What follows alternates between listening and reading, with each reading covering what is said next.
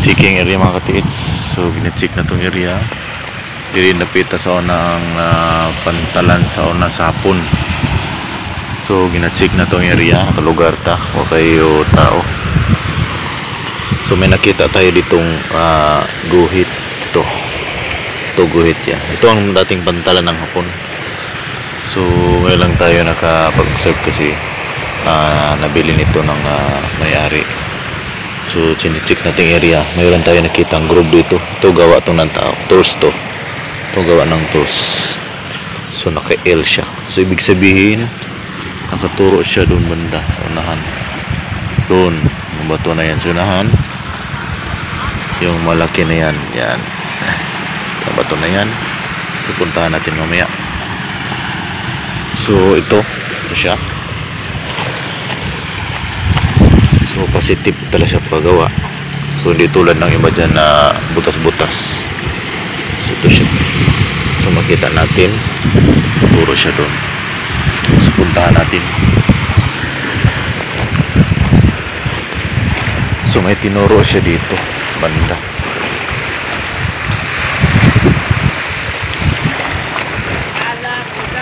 So mayroon siyang tinuro dito. So nakadistance siya puntang south. So ito po yung tinuro niya. So itong bato ang tinuro.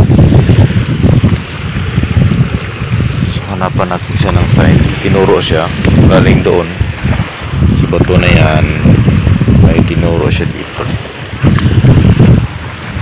Dito po yung dating pantalan ng hapon.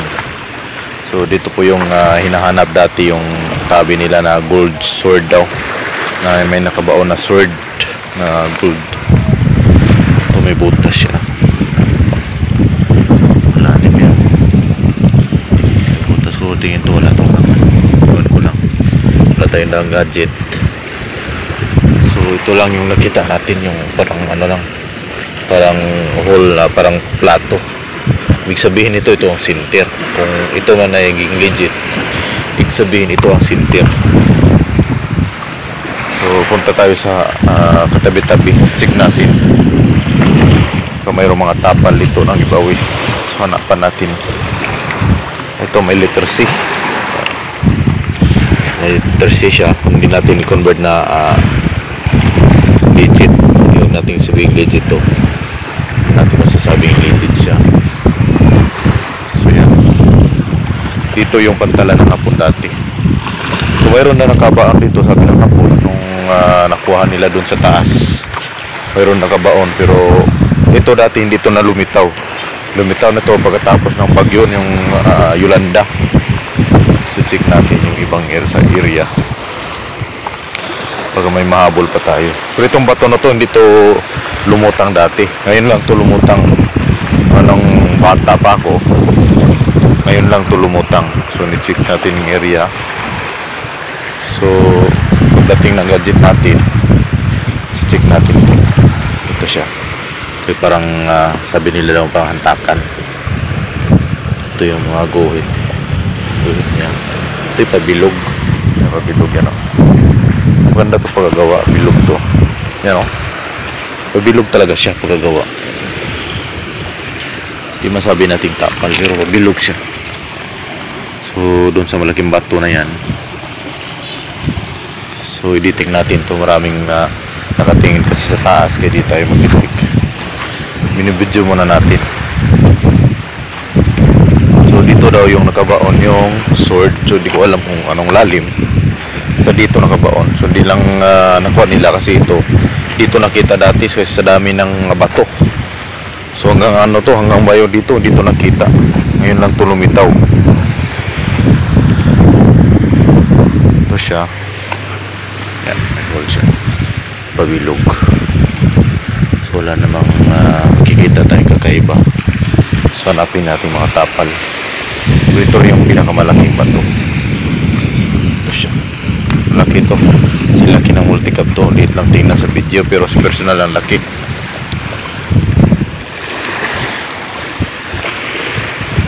So ito dagat na yan. So check natin to. Baka mayroong kakaiba. So kita naman dito natin pagkakaiba. Dito yung dating pantalan ng hapon to, malalim yan. Tingnan natin yan, mababa pero malalim yan. Ito yung malaking bato na tinuturo doon sa malaking bato din na dito nagturo. So ibig sabihin ito yung center. Ito yung center. Marami nakatingin guys sa bahay. Tinitingnan yung gawa natin. Ito may butas na siya. Binutasan na siguro to. Pero check natin to. May laman to. Karamihan sa mga ganito mayroong mga diamond. Mayroon lamang diamond mga ganito. Dali pala to. Kala ko mababaw lang. Marami ito nilagyan ng mga diamond. Kaya sabi ng iba kasi makahanap ka ng butas o may legit sign, check mo yung area. Karamihan mga butas, tingnan lang natin butas pero tinapalan siya.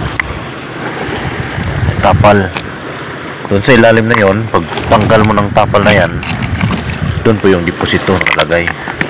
So ibig sabihin butas siya tapos tinapalan, pero tingin butas pa rin siya. Pero pag nabasag mo yung parang flooring, doon mo na makita yung hinahanap mo. So ito siya. Tignan natin. Ito parang malalim to.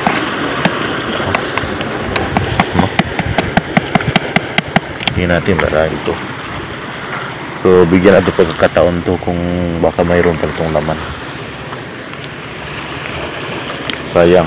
So yung mga bato na pinasukan. Kasi dito nakita dati mataas ang ano dito, mataas ang mga bato. So dito natin magpagditik, hindi marami nakatingin. Dito na tinuturo yung araw, yung nakita natin kanina. So ibig sabihin mayroong nakabaon dito or nakuha na. Ito yung bato na tinuturo niya. So balikan natin yung bato na nakaturo doon. Ito yung area. Hindi natin ma-detect kasi maraming tao dito. Tinitingnan lang tayo sa mga tao. So mahirap gawin natin. Baka mamaya pagdiskitahan tayo.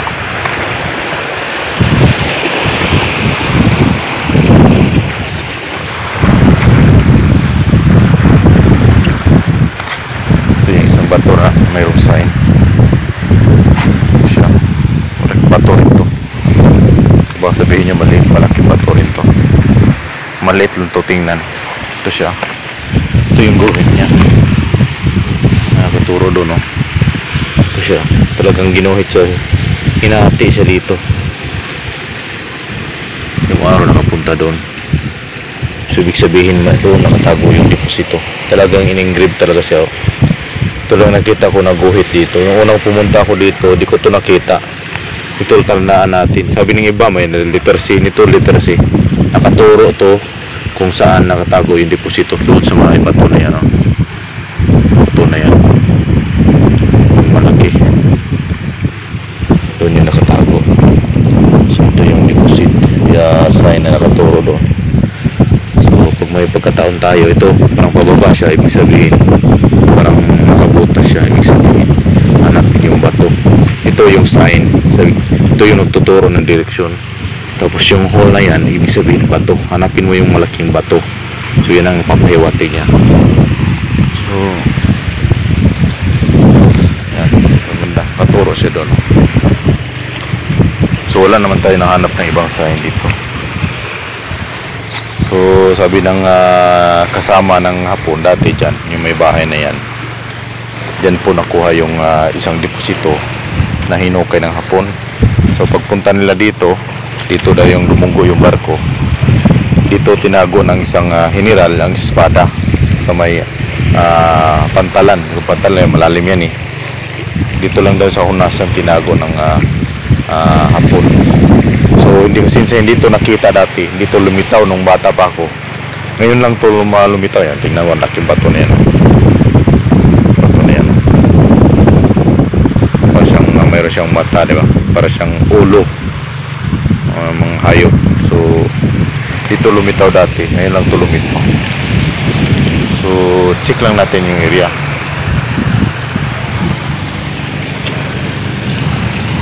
So dapat na kung mayroong gadget kayo, isipin nyo rin bago mag-dito kasi marami nakatingin. Mamaya pag hindi na kayo papasukin, at least na walang nakaalam kung saan na tinago yung mga deposito at paano mo nahanap. So sa hirap sa mga ganito kasi minsan hinabunan ng malaking bato. Pero kung mga malaking bato kasi ito, sa ilalim ng malaking bato na tinago. Ito, hapan natin yung sign. Palapan na bato. So papunta doon. So ito nakita natin, hindi na masyadong maganda pagkagawa. Mga ganito kasing sign mga katiits, walang kapurma-purma. Halimbawa walang ka-plaster, das Bisaya hindi naka-plaster. Kung nasing sabihin digit siya. So kulat tandaan natin na ang mga sign na yan is mayroong mga papahiwatig talaga. Bitaw na to, malo na kasi hindi naman natin makita yung mga bangbato dyan. Kasi pag lumiit yung dagat, makikita natin yung mga bato dyan. Yung iba yun, mga malaking bato dyan. Mayroong mga malaking bato rin dyan. So dito, so nakita natin, ito ang legit, katuos isang bato. So sikreto lang natin yung pupuntahan. Ito na yan. Bato na yan. Guhit na guhit talaga. Yun talagang sign ang gawa, kasi paggawa ng nature yan, nagbasag-basag yan. Ito talaga tinabas talaga siya. Ibig sabihin totoo ito, deposito na yan, mayroon nakatago dyan. So siyempre hindi naman natin ipapakita kung mayroon deposito dyan, lilihim lang yan. Sino bang taong pag nakakuha magsabi na pinapakita sa video? Wala. Kaya tandaan nyo to lagi. Ito yan. So God bless lahat sa ating mga katiits na nanood ng ating YouTube channel. So tandaan nyo, mga sign ay mayroong mga papahiwatig yan. Hindi ibig sabihin na yung sign na yan is wala pong direksyon o tinuturo. Mayroong mga tinuturo yung mga sign na yan na kailangan mong intindihin. So kung may gamit ka, huwag mong ibig sabihin na makukuha mo yan agad. Kasi kailangan mong subaybayin talaga, tugma talaga yan. Yung likod mo, yung ditik, kompas, dapat tugma. Ito papunta to, galing to sa north papuntang south. Ito yung bato na yan is nasa north. So yung tinuro niya papuntang south. So ang distance niya 30 meters. Galing dito sa bato na yan 30 meters papunta doon. Tumama ka din sa malaking bato na parang hugis hayop. So ibig sabihin may nakatago sa ilalim ng bato na yan o sa loob ng bato na yan. Pero hindi natin pwedeng galawin kasi mayroong mga nakatingin. Mayroong mga bahay na kasi dito. Dati wala pa tong bahay dito. So tinatakutan pa to dati kasi malalim dyan, banda. Malalim dyan, parang sabi nila kantil, malalim yan. So dyan doon, sabi ng hapon na nakuha doon sa taas na mayroong nakatagong sword dyan. Sa swerte na lang kung makahanap. So yung box niyan is nakuha, tinapon nila doon sa dagat. Na yung box na parang siya, bilog. Yung box na bilog siya, tapos may butas sa malagit-gitna. So inahon ng mga dito nakatira. Sabi nila mga gold bar daw naman nun kasi mayroon pang sinilsil. Kasi yung sa loob doon talagang sinilsil siya, yung nakadikit na gold. So mayroon pang nakadikit. So talagang nakuha nila yung deposito. Pero ito hindi na ito nakuha nila kasi hindi ito lumitaw dati. Napunta sila dito. So ngayon lang ito lumitaw na ilang taon lumipas. So nakita siya. So good luck sa ating mga katiis. Nanood ng ating YouTube channel. God bless po. Sana po ay matulungan natin yung isa't isa, pero huwag niyong isipin na pumunta ako sa site nyo. So sa hindi ko pa customer, lagi ko palalain sa inyo, lagi lang akong nagsasabi na talagang babasahin ko lang yung sa inyo, kikilatesin ko lang kung legit ba yun o hindi. Sa ating mga customer, always po ako nagbabasa sa ating mga customer hanggang kaya kong basahin ko yan at i-detect nyo hanggang maka-hits kayo kahit kibawis lang. So ganyan lang po ang ating gagawin sa ating mga katiits. So sa mga katiits na nanood ng YouTube channel, God bless po sa lahat.